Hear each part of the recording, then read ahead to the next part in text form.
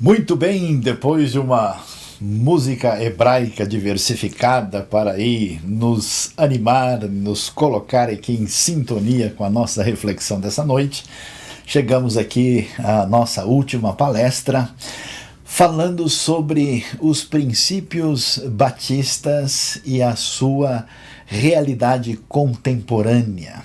Quando nós pensamos em teologia, e pensamos em identidade batista, isso de alguma forma levanta um questionamento.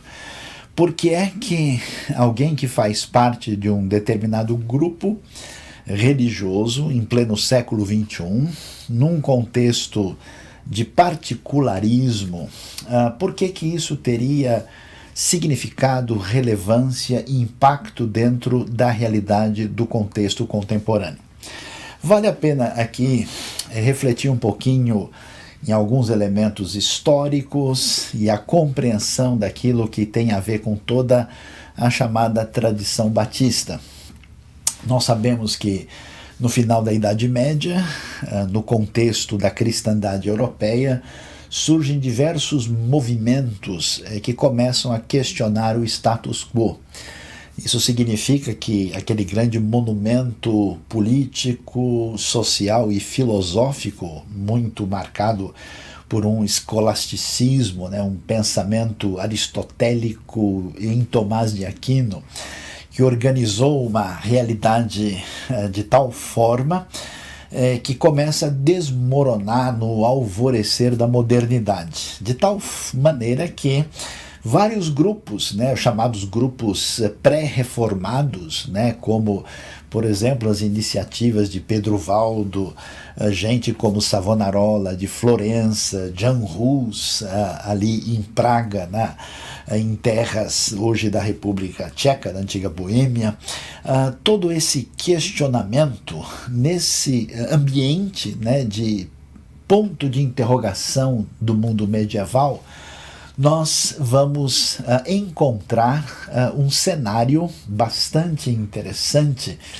que é um cenário em que surgem vários movimentos que são basicamente relacionados com o que nós chamamos de anabatismo, E claro que os batistas vão dizer, olha, nós não somos exatamente anabatistas, é verdade, tivemos grupos de gente como Conrad Grebel, tivemos os Ruteritas, Felix Manz, os Menonitas com Menno Simons na Holanda, vários desses grupos que antecedem a tradição batista que chega, por exemplo, à nossa realidade.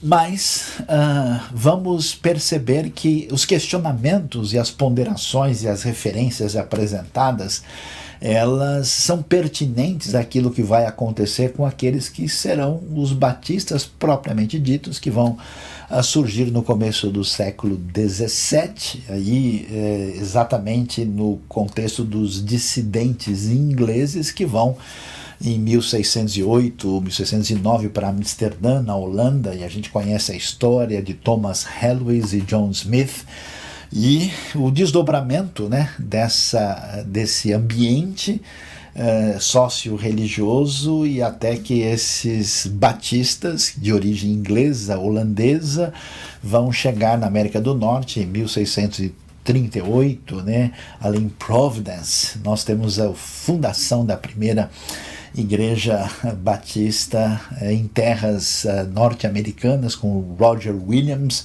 e assim o movimento chega. Os batistas brasileiros estão agora comemorando 150 anos, memória importante do casal Bagby, Taylor, daqueles que tem a ver com a história de Santa Bárbara há um século e meio atrás.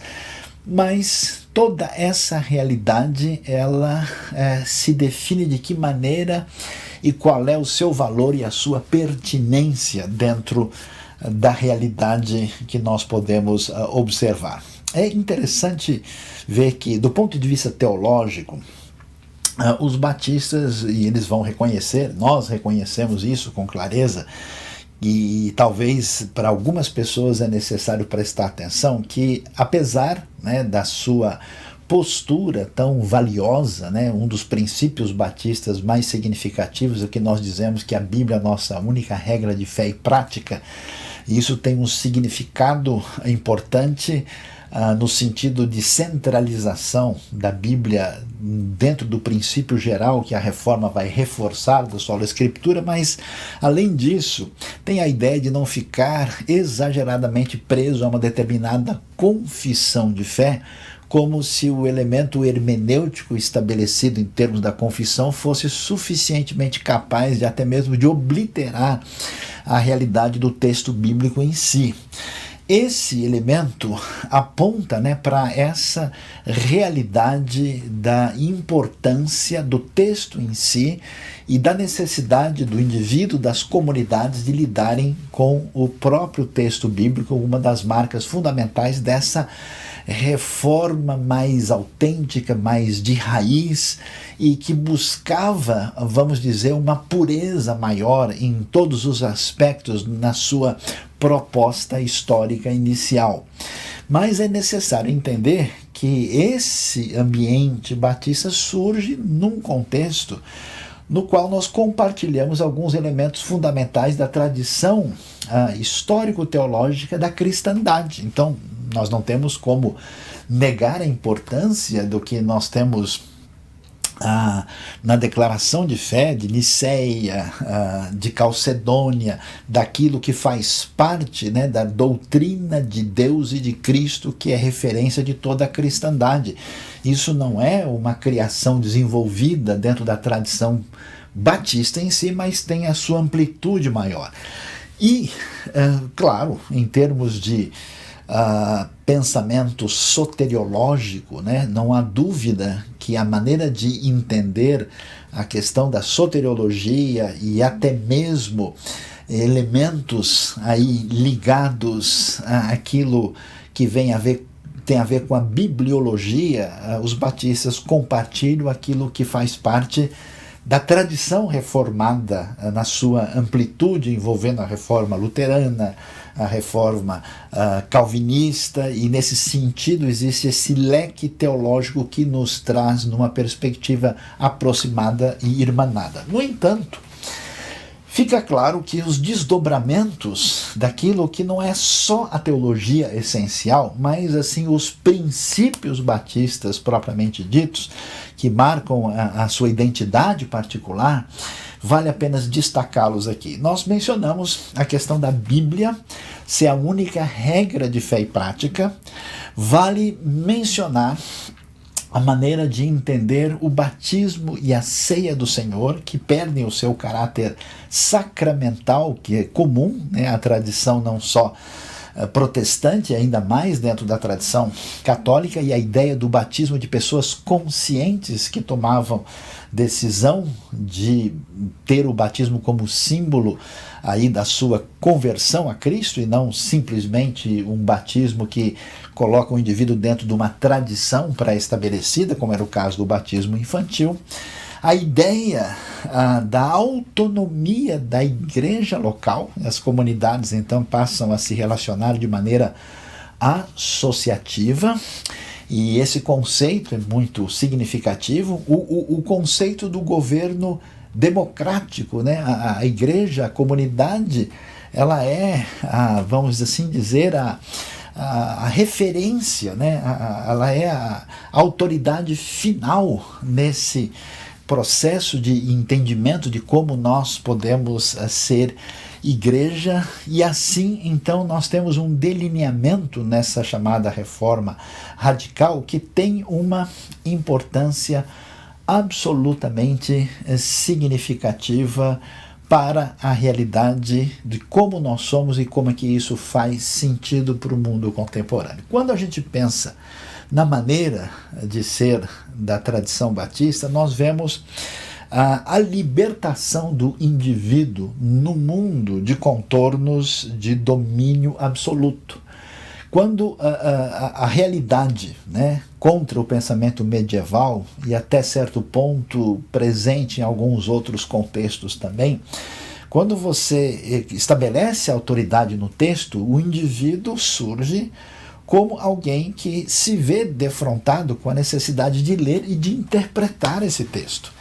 Consequentemente, nós não só abrimos um caminho na direção de uma educação, de um aprendizado, de um crescimento pessoal significativo, mas o convite ao indivíduo a ser intérprete e, de certa forma, tomar conta da sua própria realidade. Esse papel da individualidade, né, essa celebração do indivíduo, como nós temos como obra de referência aí, bastante conhecida dentro do nosso contexto, do doutor Israel, passou lá no Rio de Janeiro, nós vamos observar que o fato do indivíduo ser batizado após decisão própria traz essa consciência de um cristianismo assumido, de um cristianismo autêntico, nessa busca de raiz de tomar a sua decisão em função de algo absolutamente compreendido.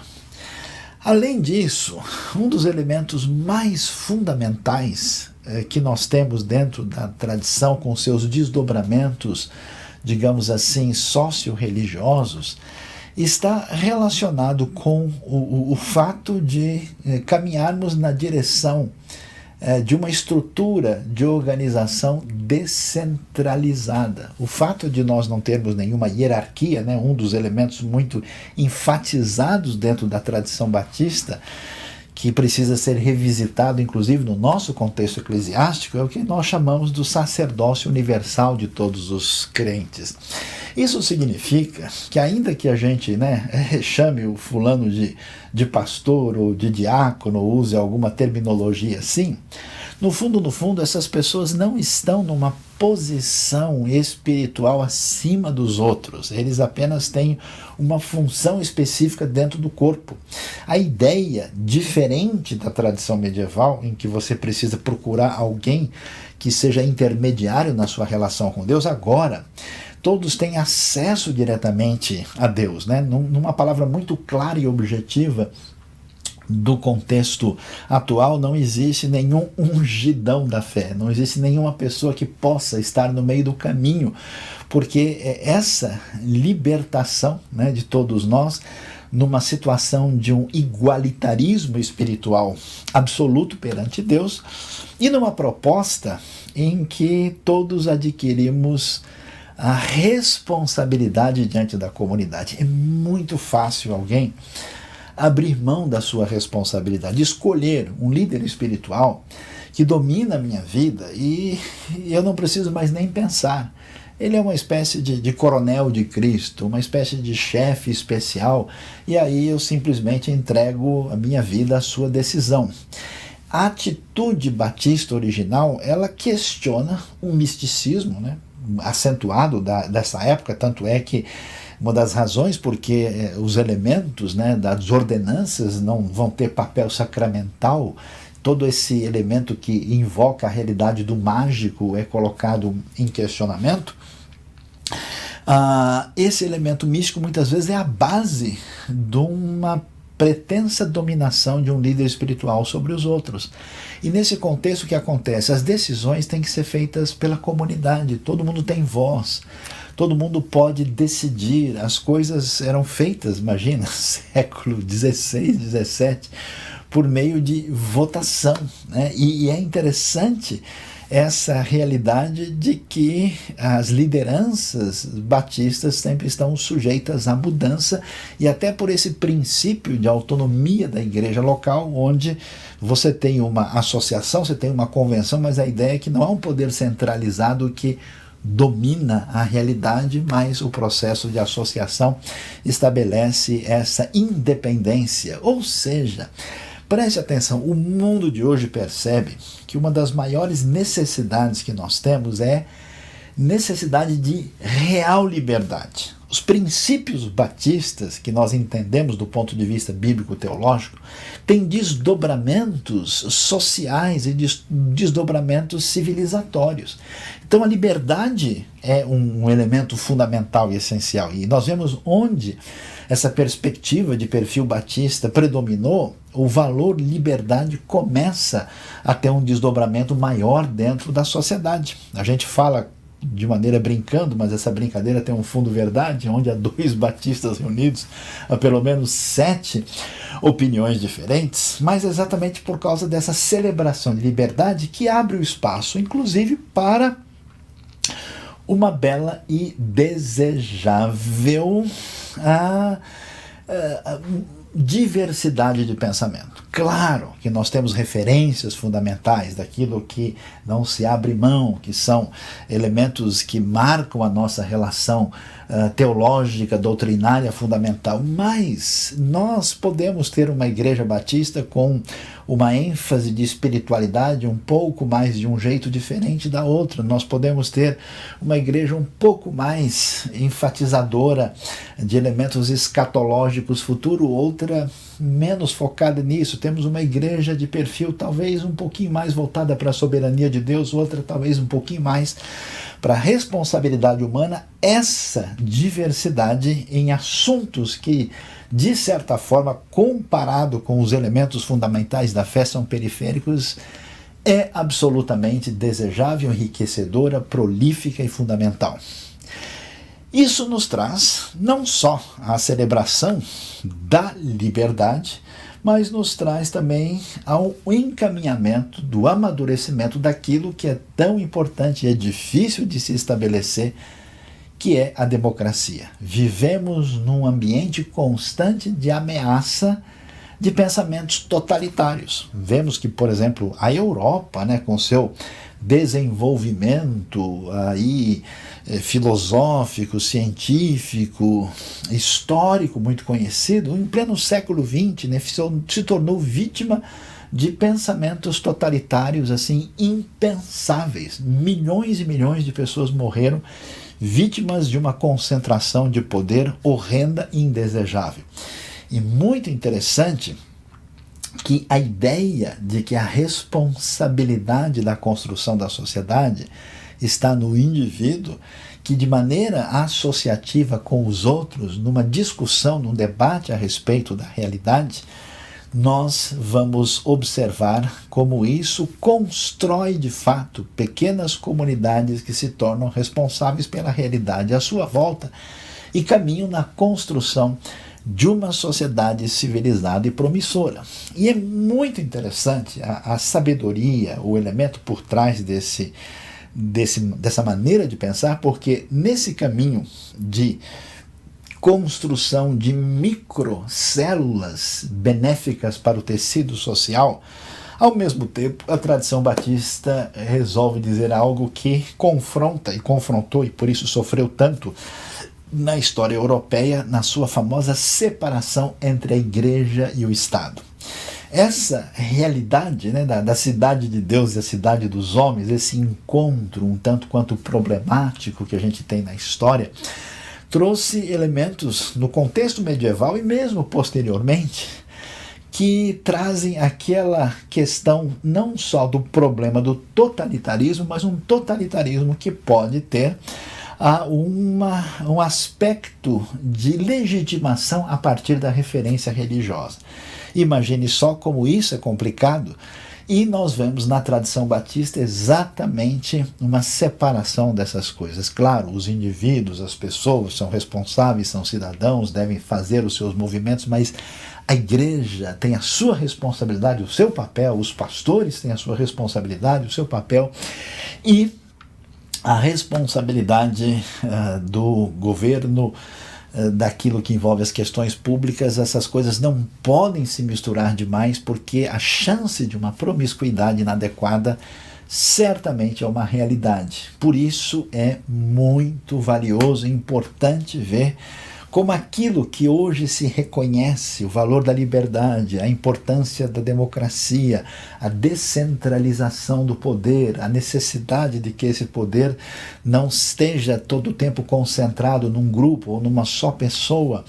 E essa separação de esferas, onde nós podemos muito bem ter as nossas convicções, dizermos isso com toda clareza e ao mesmo tempo dizer, olha, o fulano pensa totalmente diferente, ele tem outra ideia, mas nós convivemos na sociedade, respeitamos aquele pensamento, ainda que venhamos a discordar dele plenamente. Portanto, por incrível que pareça, veja só que coisa interessante e como isso é absolutamente necessário. O valor da fé e da espiritualidade inegável na experiência humana.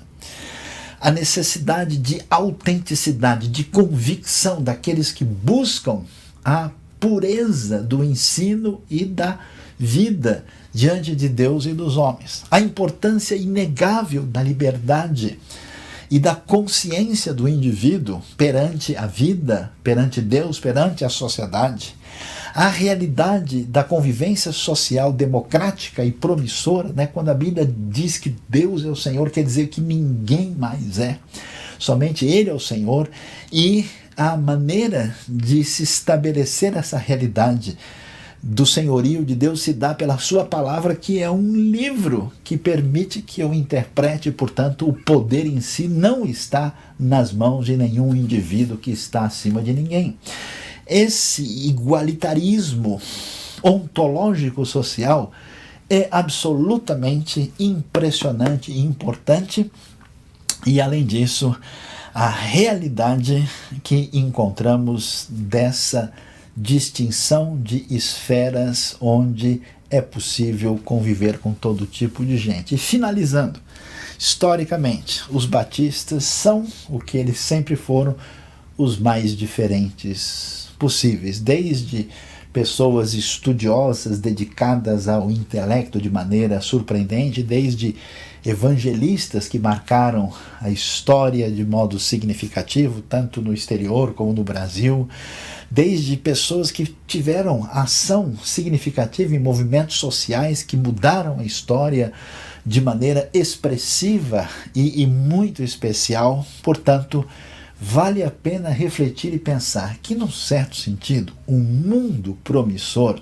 a sociedade que busca um caminho adequado para todos, em grande medida está aprendendo a ser batista, a seguir princípios que são referências nossas de 400, 500 anos e que são derivadas da cosmovisão pertinente à revelação bíblica, a palavra de Deus que permeia a história bíblica do Israel antigo, que permeia o cristianismo primitivo, Jesus e os discípulos, e que permeia aquilo que Deus deseja para todos nós. Que Deus abençoe a nossa vida. Que Deus abençoe não os batistas como se eles fossem um grupo melhor, mas essa compreensão de princípios valiosos que precisam estar mais enraizados naqueles que têm aprendido com esse enfoque denominacional sábio, fundamentado na Escritura, e que Deus nos ajude a ser canal de bênção e que a nossa sociedade descubra a mesma mina de água viva e poderosa, saudável para o indivíduo, para a sociedade, para a relação com Deus, que nós temos a partir das Escrituras Sagradas. Deus abençoe a sua vida, Deus abençoe o seu coração. Muito agradecidos pela sua participação aqui nessa conferência da Faculdade Teológica, que se encerra nessa última palavra. E em seguida vamos ter o nosso momento especial de perguntas e respostas, e será uma alegria aqui no desfecho dessa noite.